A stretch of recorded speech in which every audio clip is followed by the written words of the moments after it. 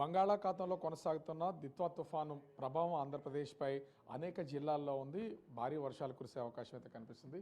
మనం ఒకసారి చూస్తే ఉత్తర దక్షిణ కోస్తాలకు సంబంధించి రాయలసీమ జిల్లాలకు సంబంధించి కూడా భారీ వర్షాల నుంచి అతి భారీ వర్షాలు కురిసే అవకాశం ఉందనేది ఇక్కడ స్పష్టంగా కనిపిస్తుంది. మనకి ఈ మ్యాప్లో కనుక ఒకసారి చూస్తే పొట్టి శ్రీరాములు, నెల్లూరు, తిరుపతి, చిత్తూరు ఈ 3 జిల్లాలకు సంబంధించి అతి భారీ వర్షాలు కురిసే అవకాశం ఉందనేది వాతావరణ శాఖ అధికారుల ద్వారా తెలుస్తుంది. అదేవిధంగా ప్రకాశం, వైఎస్ఆర్ కడప, అన్నమయ్య జిల్లాల్లో భారీ వర్షాలు కురుస్తాయనేది ఒక అంచనా అయితే ఉన్నటువంటి పరిస్థితి అయితే కనిపిస్తుంది. దాంతోపాటు రాయలసీమ జిల్లాలకు సంబంధించి సత్యసాయి, అనంతపురం, కర్నూలు, నంద్యాల జిల్లాలు, అదేవిధంగా ఉత్తర కోస్తా జిల్లాలు అయినటువంటి బాపట్ల, గుంటూరు, పల్నాడు ఈ జిల్లాలకు సంబంధించి భారీ వర్షాలు కురిసే అవకాశం ఉంది. ముఖ్యంగా రెడ్ అలర్ట్ చూపించినటువంటి పొట్టి శ్రీరాములు, నెల్లూరు, తిరుపతి, చిత్తూరు జిల్లాల్లో ఫ్లాష్ ఫ్లడ్స్ కూడా వచ్చే అవకాశం ఉన్నట్లుగా వాతావరణ శాఖ అధికారులు అయితే తెలియజేస్తున్నారు. ప్రస్తుతం మనతో విశాఖ వాతావరణ కేంద్రం అధికారి జగన్నాథ్ కుమార్ ఉన్నారు. ఏం సార్ అసలు అంటే ముఖ్యంగా ఈ స్థాయిలో వర్షాలు ఇప్పుడు దీని తీవ్రత కానీ లేదా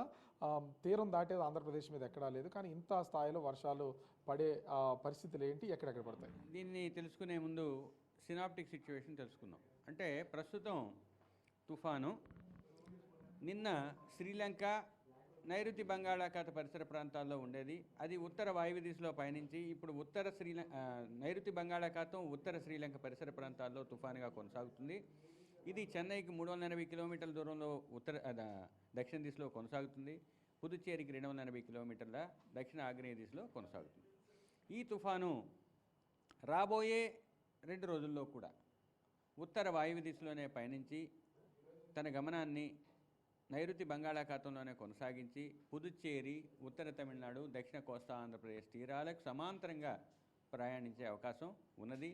ఇది తీరానికి ఈరోజు అర్ధరాత్రికి 60 కిలోమీటర్ల దూరం, తమిళనాడు తీరానికి 60 కిలోమీటర్ల దూరంలోనూ, రేపు ఉదయానికి 50 కిలోమీటర్ల దూరంలోనూ, తుఫాను యొక్క కేంద్రం రేపు సాయంత్రానికి వచ్చేసరికి 25 కిలోమీటర్ల దూరంలోనూ కొనసాగే అవకాశం. అంటే ఏంటంటే ఈ తుఫాను కోస్తా తీరానికి సమాంతరంగానే ప్రయాణిస్తుంది. అంటే ఈ తుఫాను తీరం దాటే సమయంలో ఈ దక్షిణ కోస్తా తీరం మీద ఎట్లాంటి ప్రభావం చూపించే అవకాశం ఉంది? ఈదురుగాలు ఏ మోస్తరులో వీచే అవకాశం ఉంది? తుఫాను తీరానికి సమాంతరంగా ప్రయాణిస్తున్నప్పటికీ దాని యొక్క క్లౌడ్ బ్యాండ్స్ తగిలే అవకాశం ఉంటుంది. కాబట్టి ఈ ప్రాంతాలలో ముఖ్యంగా దక్షిణ కోస్తా, ఆంధ్రప్రదేశ్, రాయలసీమ, తమిళనాడు ప్రాంతాల్లో భారీ వర్షాలు, గాలులు కొనసాగే అవకాశం ఉంది. ముఖ్యంగా కోస్తా జిల్లాల్లో, దక్షిణ కోస్తాలో ఈరోజు పలు ప్రాంతాలలో, రేపు ఎల్లుండి అత్యధిక ప్రాంతాల్లో తేలికపాటి నుంచి మోస్తరు వర్షాలు పడుతూ 4వ రోజు తర్వాత క్షేత్రీయ విస్తృతి తగ్గే అవకాశం ఉంది. ఉత్తర కోస్తాలో ఈరోజు 1-2 ప్రాంతాల్లో, రేపు పలు ప్రాంతాల్లో, ఎల్లుండి అత్యధిక ప్రాంతాల్లో పడి తర్వాత క్షేత్రీయ విస్తృతి తగ్గే అవకాశం ఉంది. ఫ్లాష్ ఫ్లడ్ సంగతి ఏంటి, అసలు ఎక్కడెక్కడ కురిసే అవకాశం ఉంది? రైతులకు ఏమైనా సూచన చేసే అవకాశం ఉన్నాయండి? ముఖ్యంగా ఈ వర్షాలు భారీ వర్షాల రూపంలో కొన్ని జిల్లాలకు వచ్చే అవకాశం ఉంది. ముఖ్యంగా ఈరోజైతే నెల్లూరు, తిరుపతి, చిత్తూరులో భారీ నుంచి అతి భారీ ఉండడం వల్ల ఆ జిల్లాలకు ఆరెంజ్ అలర్ట్ ఇచ్చాము. మీకు ప్రకాశం, కడప, అన్నమయ్యకు భారీ వర్షపాతం వచ్చే అవకాశం ఉంది. రేపు అతి ముఖ్యంగా ఈ జిల్లాలలో భారీ నుంచి అతి భారీ, అత్యంత భారీ పడే అవకాశాలు ఉన్న జిల్లాలు ఉన్నాయి. ముఖ్యంగా నెల్లూరు, తిరుపతి, చిత్తూరులో రేపు భారీ నుంచి అత్యంత భారీ వర్షాలు 1-2 చోట్ల, భారీ నుంచి అతి భారీ కొన్ని చోట్ల పడే అవకాశం ఉంది. అంటే ప్రభుత్వం తీసుకోవాల్సినటువంటి జాగ్రత్తలు ఏమన్నా సూచనలు ఏమైనా చేస్తారా?